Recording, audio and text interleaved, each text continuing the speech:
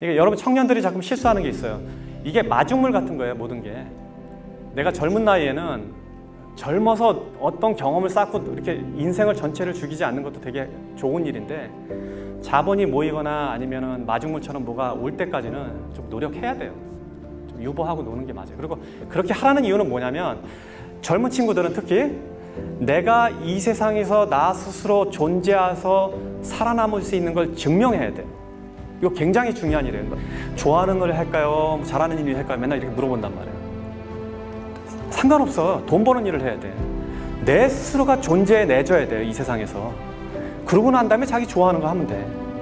나는 내 급여도 못 만들고 내가 뭐 부모님한테 돈 용돈 받아서 쓰고 뭐 와이프가 어떻게 해. 이거는 아니야, 이거는. 그러니까 존재하는 거를 증명할 때까지는 최선을 다해야 돼. 일주일에 한 번은 서점에 들른다.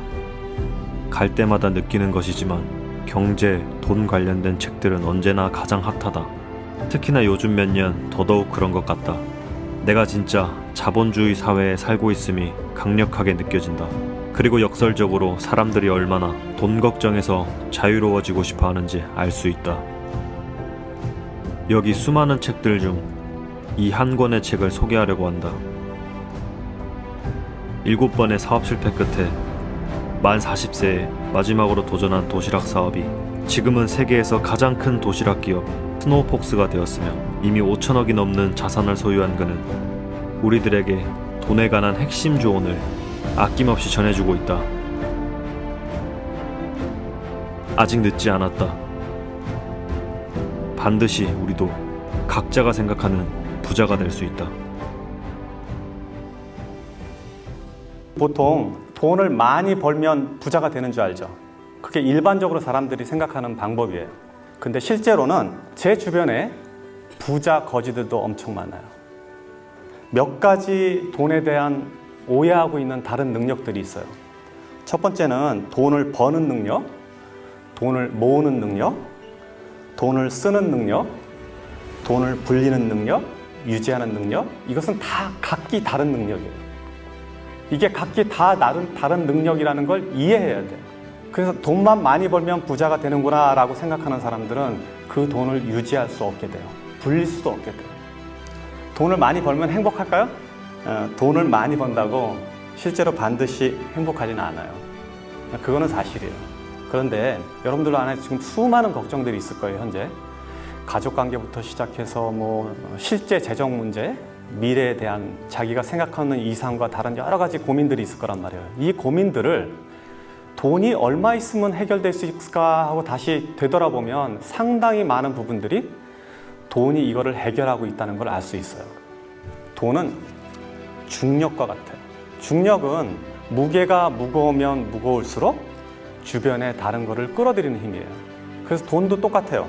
즉 돈이 많으면 많을수록 다른 돈을 끌어들이고 그 돈의 무게감이 크면 클수록 다른 데를 끌어들이는 힘을 갖고 있어요. 보통 사람들이 생각하는 돈의 개념은 첫 번째 1억을 모을 때 이 1억을 모으기 위해서 들어간 노력의 총합이 100이라고 가정을 합시다. 그럼 두 번째 1억을 모을 때 또 100이 들고 세 번째 1억을 모을 때 또 100이 들고 해서 전체 1000이 들어가야지 10억을 모은다고 이해를 해요. 통상적으로. 근데 그렇지가 않아요. 돈은 중력이 있기 때문에.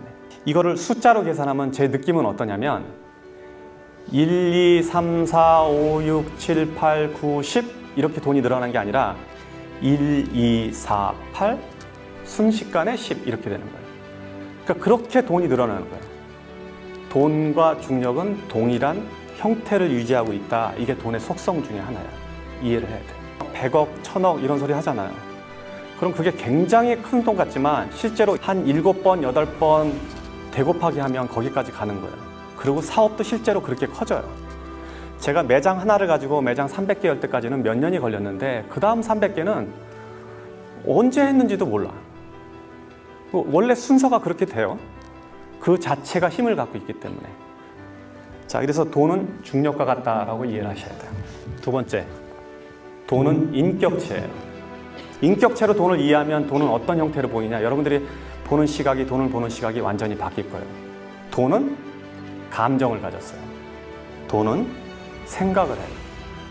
그리고 또 돈은 자기가 좋아하는 데가 있고 싫어하는 데가 있어요.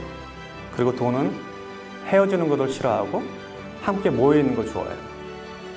돈은 그래서 몰려다녀요. 그러니까 잔돈을, 작은 돈을 함부로 낭비하면 큰 돈을 모을 수 없는 것은 당연한 이치예요. 그리고 돈은 감정을 가졌어요.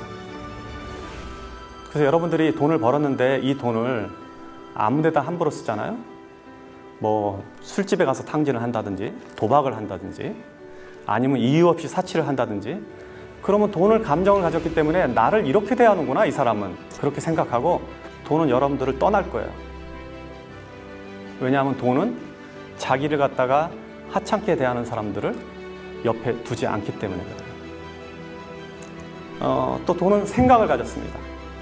생각이 있기 때문에 여러분들이 무슨 행동을 하는지 면밀히 이해하고 있다가 갈까 말까를 결정하고 생각을 가졌기 때문에 여러분들이 좋은 일에 돈을 쓰면 그 돈은 다시 돌아와요. 그래서 작은 돈은 아껴야 되고 큰 돈은 제대로 보내줘야 돼요. 이게 돈을 쓰는 방식 중에 하나예요. 그래서 돈은 인격체다라고 이해를 해줘야 돼요. 일정하게 들어오는 돈은 불규칙한 돈보다 힘이 세다. 사업이나 자기 생활에서 이거를 이해 못하는 사람들은 절대 돈을 못 모읍니다. 일정하게 들어오는 돈은 일정하게 들어오는 것 자체가 어마어마한 힘이에요. 일정하게 들어오는 돈은 한 번에 몰려다니는 돈보다 힘이 세요. 무슨 얘기냐면 매달 100만 원씩 버는 사람은 1년 내내 굶다가 어느 날 1000만 원 버는 사람보다 힘이 세다는 얘기예요. 이거를 캐시플로우라고 얘기해요. 일정하게 물이 들어오는 거. 비가 일정하게 골고루 오면 곡물도 자라고 우리가 온도를 유지하거나 세상을 사는데 편리한데, 만약에 한 번에 비가 몰아서 오면 어떻게 될까요? 연량 강수량이 200mm밖에 안 되는데 1년 내내 안 오다가 200mm 한 번에 와. 이러면 우리 풍수로 죽게 되는 거예요. 돈도 똑같은 거예요. 그래서 돈을 어디 가서 일당으로 돈이 많이 버는 사람들 있죠. 해갖고 하루에 30만 원, 50만 원 버는 사람들 돈을 못 벌게 돼 있어요. 그 구조적으로. 그렇게 하루 일당씩 보면 30일이면 얼마 이렇게 계산하면 여러분 수입보다 몇 배 되는 것 같지만, 실제로 그런 사람들은 일정하게 돈이 들어오지 않기 때문에 그 돈을 모을 능력이 사라져버려요. 사업도 마찬가지예요. 매출이 주말에 500만 원 오르는 거 아무 의미 없어요. 매일 100만 원 오르는 게 더 좋은 거예요. 왜냐하면 일정하게 들어오는 돈은 그 돈 자체가 강력한 힘을 갖고 있어요. 그러니까 일정하게 들어오는 돈은 조직화된 돈이라고 봐야 돼요. 그래서 그 돈은 다른 돈들을 이겨요. 더 큰 돈, 목돈 2천만 원, 3천만 원 들어오는 거 아무 의미 없어. 매달 100만 원, 200만 원 버는 게 아주 무섭고 중요한 돈인 걸 알아야 돼요. 고생해서 번 돈은 공짜 돈보다 힘이 세다. 돈은 같은 100만 원이라도 혹은 같은 1000만 원이라도 그 숫자는 지금 현재 보여지는 가치는 동일하더라도 그 돈이 벌어진 과정에 따라서 그 돈의 무게가 틀려져요. 여러분들이 고생해서 벌은 돈은 돈의 가치가, 무게가 100kg라 그러면 누가 준 돈은 1kg도 안 되는 거예요. 그래서 가볍게 날아가요. 이치를 아시겠죠? 그런 돈은 그냥 흩어져 버려요.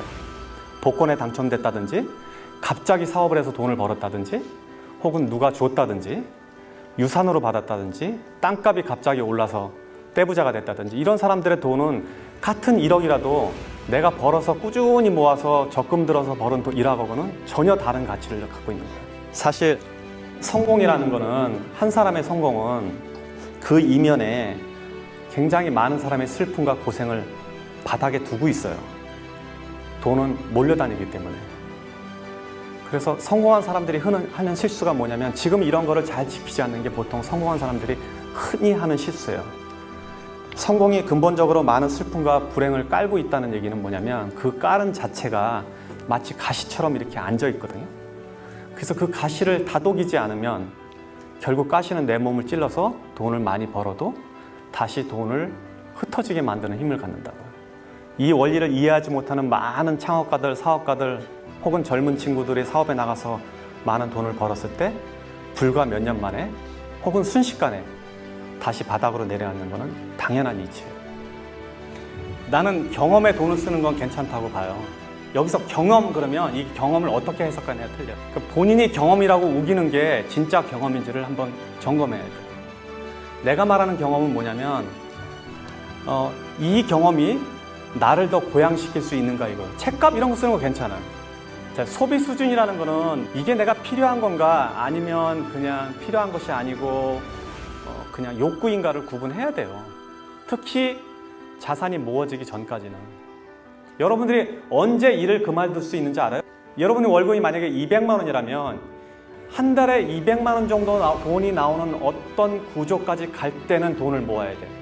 그럼 200만 원 정도 나오는 부동산을 살려면 부동산이 얼마일까 계산해 본 적 있어요? 그러고 나서 200만 원 정도, 300만 원 정도의 월세가 나올 정도 되면 그 정도의 소비 수준만 유지하면 평생 일 안 해도 되는 거잖아요. 그 구조로 가는 거예요, 전부 다. 부자라는 거. 그걸 이해하지 못하면 계속 똑같은 생활을 하는 거죠. 그래서 처음에 그렇게 하면 안 돼. 처음에 되게 잘 모아야 돼. 악착같이 모아야 돼.